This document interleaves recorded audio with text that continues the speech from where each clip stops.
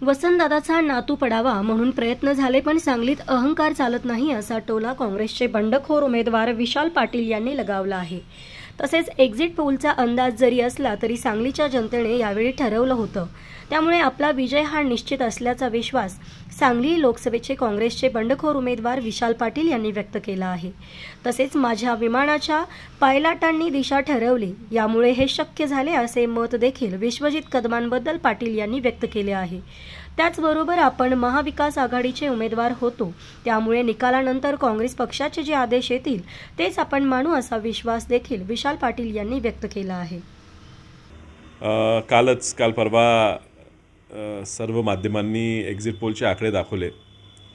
खरं तर माझी अपेक्षा थोडी वेगळी होती, मात्र सांगली लोकसभा मतदारसंघाबाबत सगळेच एक्झिट पोल हे सांगलीत अपक्ष निवडून येणार, मी निवडून येणार असं दाखवतात। ही निवडणूक ही जनतेची निवडणूक होती, ही काय माझी वैयक्तिक निवडणूक नाही। मी पहिल्यापासून सांगतो, लोकांनीच निर्णय घेतलेला आहे, लोकांनी ही निवडणूक हातात घेतली होती। ही माझ्या हातात खूप पूर्वी, म्हणजे मी अर्ज भरलेल्या दिवसापासून ही निवडणूक माझ्या हाताबाहेर गेलेली, आणि म्हणून तो जो कौल जनतेचा आहे तो कदाचित पोल घेणाऱ्या लोकांनाही दिसला असेल। त्यामुळे मला प्रचंड विश्वास आहे की ह्या वेळेला जनतेने बदल करायचं ठरवलेला आणि बदल हा झालेला आहे। उद्या निकालात तो दिसून येईल। हे पहा, निवडणुकीत भाजप राष्ट्रीय पक्ष आहे, सगळ्यात मोठा पक्ष आहे असं ते सांगतात, 400चा आकडा पार करतील असं ते बोलतात। अशा परिस्थितीत एखादा अपक्ष उमेदवार पडावा किंवा वसंतदादांचा नातू ह्या ठिकाणी पराभूत व्हावा, ह्यासाठी ज्या पातळीवर ही निवडणूक न्यायचा उमेदवाराने प्रयत्न केला त्यात त्यांची संस्कृती दिसून येते।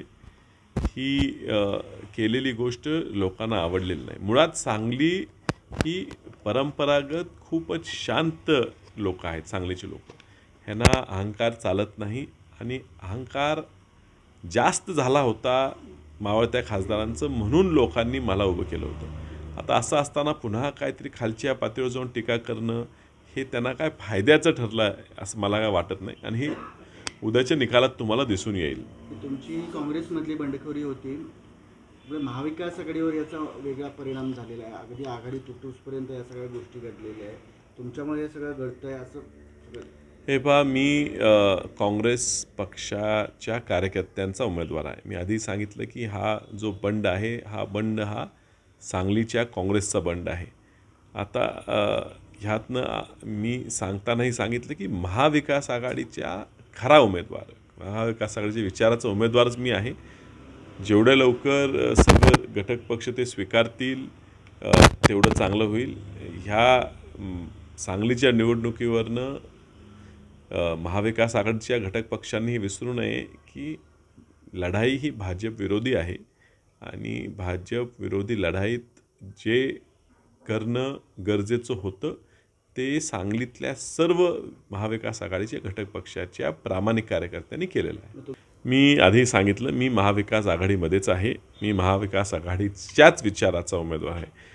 मी काँग्रेस पक्षाचेच आदेश मानतो, आणि त्यामुळे माझा निकाल लागल्यावर पक्षाकडनं जे आदेश येतील ते आमचे नेते विश्वजित कदम साहेब घेऊन येतील, त्या पद्धतीनेच पुढची वाटचाल राहील। तुमच्याकडे जनशक्ती होती, मात्र विरोधकांनी धनशक्तीचाही वापर केला अशी चर्चा आहे, नेमकं? हे पहा, खूप लोकप्रियतेबद्दल बोलणारे मावळते खासदार हे फक्त बाता करत होते, आणि त्यामुळे त्यांना त्यांच्या पायाखालची वाळू पूर्णपणे सरकली होती, आणि त्यामुळे शेवटच्या क्षणात सगळे प्रयत्न गेले। पैशाचा वापर केला, दमदाटीचा वापर केला, यंत्रणेचा वापर केला, सोशल मीडियावरनं खोट्या गोष्टी पसरवायचा प्रयत्न केला, सगळे प्रयत्न केले। अजूनही मला वाटते त्यांचा प्रयत्न असणारच आहे की निवडणूक चोरता येते का, पण प्रचंड मताधिक्य लोकांनी दिलेलं आहे। ह्यांनी काही जरी केलं तरी निकाल बदलणार नाही। उद्याचा निकाल हा आपल्यासाठी चांगलाच असणार आहे।